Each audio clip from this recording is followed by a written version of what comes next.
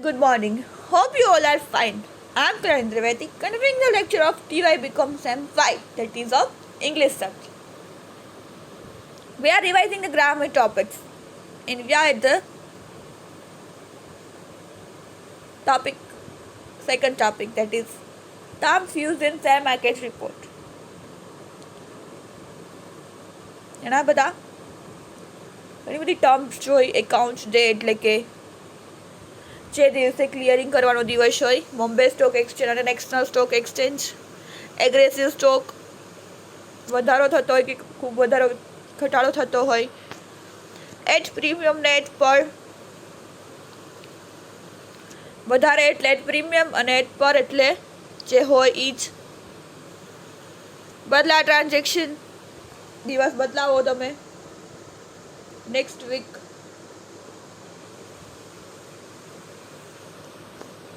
Beer market બિલો પર એટલે કે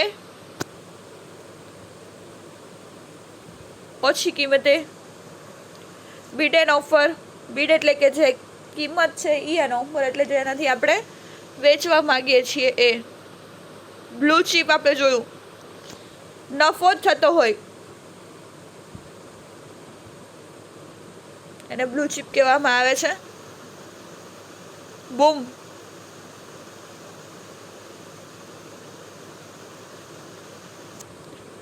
જેના અપર જતા હોય ઓલવેઝ ભાવ અને ઊંચા હોય અને એમને મેઇન્ટેન રહેતા હોય બટ ડાઉન માર્કેટ ના જતી હોય એને બૂમ કહેવામાં આવે છે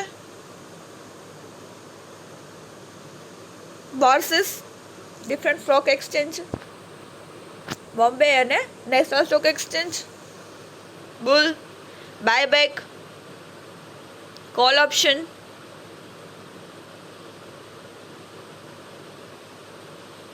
clearing consolidation debenture derivative earning per share. The profit of a company expressed on per share basis is known as earning per share. કોઈ એક શેરના કેટલા ભાવ એને earning per share કહેવામાં આવે છે.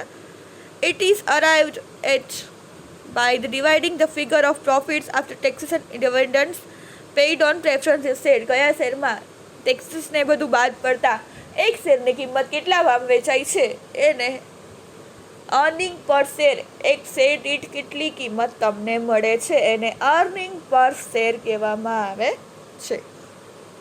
Equity The ordinary shares of a joint stock company are called equity shares. Joint stock કંપનીના સામાન્ય શેરને ઇક્વિટી કહેવામાં આવે છે. જોઈન્ટ કંપની હોય એને એના શેરને ઇક્વિટી કહેવામાં આવે છે. Face value the nominal value of a security share certificate ઉપર છાપેલું મૂલ્ય ને મુદ્રિત મૂલ્ય કહેવામાં આવે છે. ફેસ વેલ્યુ જે દેખાય છે છાપેલી કિંમત.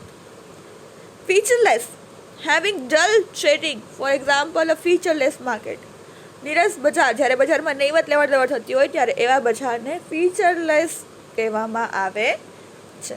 Floating stock the number of shares of company that is traded on the stock exchange.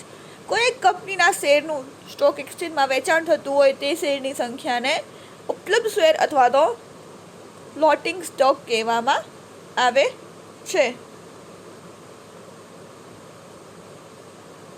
જે શેર સ્ટોક એક્સચેન્જમાં વેચાણ થતું હોય જે કંપનીના શેરનું એને ફ્લોટિંગ સ્ટોક કહેવામાં આવે છે. ફોરફીચર it means the deprivation of shares held by an investor usually as a consequence of default in paying money called upon allotment by the company. As a result of forfeiture, the investor ceases to be shareholder in so far as the forfeited shares are concerned. However, he remains liable for the sum due. કંપનીએ ફાળવેલ શેરની નાણાં ચૂકવવામાં કસૂર કરવા થી કે એવા બીજા કારણે જપ્ત કરવામાં આવે અને તે ફોરફીચર કહેવામાં આવે છે. નાણાં ચૂકવવામાં ના આવે કે એવા બીજા કારણે જપ્ત કરવામાં આવે તો એને ફોરફીચર કહેવામાં આવે છે.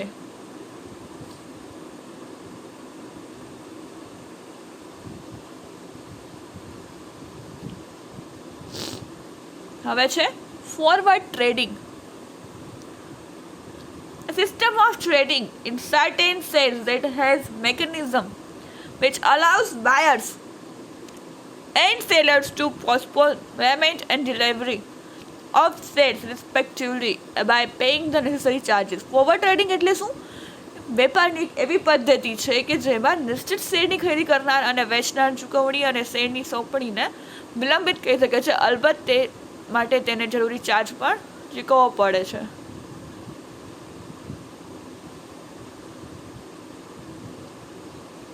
પોસ્ટપોન પેમેન્ટ છે પોસ્ટપોન કરી શકાય પણ એના માટે એને એક્સ્ટ્રા ચાર્જ ભરવો પડે છે. એને ફોરવર્ડ ટ્રેડિંગ કહેવામાં આવે છે. જ્યારે પેમેન્ટ કરવાનું હોય છે એને પેમેન્ટને પોસ્ટપોન કરે છે ત્યારે એને એક્સ્ટ્રા ચાર્જ ભરવો પડે છે. એને ફોરવર્ડ ટ્રેડિંગ કહેવામાં આવે છે. નેક્સ્ટ છે future market. A market in which contracts of future delivery of certain commodities or securities are traded. એક એવું બજાર કે જેમાં સિક્યોરિટી અને વસ્તુનો ભવિષ્યમાં સોંપણી કરવાના હેતુથી વેપાર થતો હોય. સિક્યુરિટી અને વસ્તુનો ભવિષ્યમાં સોંપણી કરવાના હેતુથી કોઈ બી વસ્તુ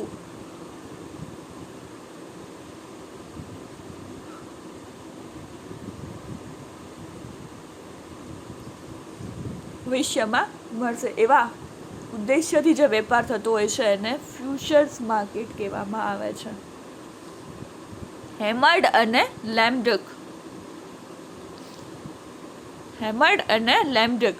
Hammered means declared a defaulter. A member who cannot pay his due on the due date is declared as a defaulter by the authorities is said to be hammered. Such a defaulter is known as lame duck. જ્યારે કોઈ પણ share બજારમાં દલાલ તેની જવાબદારી અદા કરવામાં નિષ્ફળ જાય તેને નાદાર જાહેર કરવામાં આવે છે. આ ઘટનાને હેમર્ડ જાહેર કરવો તેમ કહેવાય છે. પૈસા ચૂકવવાના ન થાય કે ને who can not pay his due, એના જે પૈસા ચૂકવવાના છે એ ન ચૂકવી શકે તો એને નાદાર જાહેર કરવામાં આવે છે. આ ઘટનાને હેમર્ડ અથવા તો લેમ ડક કહેવામાં આવે છે. Hectic buying.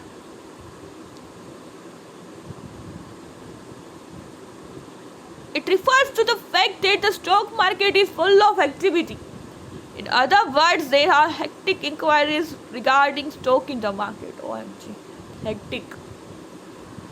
તીવ્ર ખરીદી. અત્યારે દિવાળી છે તો શોપિંગ ડિસ્કાઉન્ટ એમ જ્યારે શેર બજારમાં પણ શેરની તીવ્ર પ્રમાણમાં ખરીદી થાય, જેમ અત્યારે શેરની બહુ જ્યાં જાઓ શેર ખરીદ્યા એમની જ વાત હોય. એટલે ત્યારે શેર બજારમાં એટલી તીવ્રતા અને એટલા બધા શેરની ખરીદી થાય છે એ પરિસ્થિતિને હેક્ટિક બાઇંગ તીવ્ર ખરીદીની પરિસ્થિતિ કહેવામાં આવે છે. અત્યારે લોકો જ્યાં જોઈએ શેર માર્કેટ જ્યાં છો તમે ઘરમાં હું કે બહાર નીકળો કે જ્યાં પપ્પા અંકલ જેની સાથે વાત કરો ને આ શેર લીધા ઓલા શેર લીધા ઓલા ઊંચા ગયો વેચી નાખજો, આમ કરજો તેમ કરજો, ઓલા લઈ લેજો, એવું અપમાં જ છે, એનું અત્યારે લેવા જેવા છે, એને કરવા જેવા છે.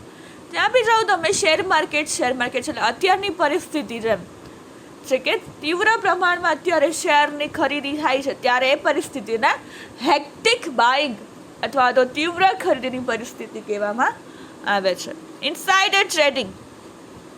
શું છે insider trading? It refers to trading in a company's share by a connected person having non-public price-sensitive information such as expansion plans, financial results, takeover bids, etc. by virtue of its association with that company. શું કહે છે? Company સાથે સંકળાયેલા અને કંપનીની જાહેર ન કરાયેલ આંતરિક બાબતોની જાણકારી ધરાવતા માણસો દ્વારા કરાતી શેરની લે વેચને ઇનસાઇડર ટ્રેડિંગ કહેવામાં આવે છે. અને ખબર હોય કે આ કંપનીમાં શેર સારા જ હાલવાના છે, એના ડાઉન નહીં થાય, એ લોકો દ્વારા જે શેરની લે વેચ કરવામાં આવે છે એને ઇનસાઇડર ટ્રેડિંગ કહેવામાં આવે છે, અથવા અંદરના દ્વારા શેરની લે વેચ કહેવાય છે. શેરની કિંમતને અસર કરતી માહિતી જેવી કે કંપનીના વિસ્તૃતીકરણ માટેની યોજના, નાણાકીય પરિણામો, અન્ય કંપની દ્વારા હસ્તગત કરવાની માહિતી વગેરે સમાવેશ છે. એની પાસે બધી માહિતી હોય, કેમ કે કંપનીમાં કામ કરતા હોય. એના શેરની જે લોકો ખરીદી અને વેચાણ કરે છે એને ઇનસાઇડર ટ્રેડિંગ કહેવામાં આવે છે. ઇનસાઇડ એટલે અંદરો અંદર અને ટ્રેડિંગ એટલે લે વેચ વેપાર. કંપનીના જ માણસો એ કંપનીના શેરોની લેવડ દેવડ કે લે વેચ કરે છે એને ઇનસાઇડર ટ્રેડિંગ કહેવામાં આવે છે. IPO, it is an acronym of Initial Public Offering, which is the first issue of company security. પ્રાથમિક શેર બજારમાં જે નવા શેર આપવાનો પ્રસ્તાવ કરવામાં આવે છે તેને IPO કહેવામાં આવે છે. નવા શેર આવે એને અથવા તો પ્રારંભિક જાહેર પ્રસ્તાવ કહેવામાં આવે છે. ઇનિશિયલ પબ્લિક ઓફરિંગ, શું કહેવાય, શેર બજારમાં નવા શેર જે બહાર પડે છે એનો પ્રસ્તાવ કરવામાં આવે છે અને IPO અથવા તો પ્રારંભિક જાહેર પ્રસ્તાવ કહેવામાં આવે છે, જેનું ફૂલ ફોર્મ છે initial public offering. This is all about today's lecture. We will continue in the next lecture. Thank you for listening. Have a nice day.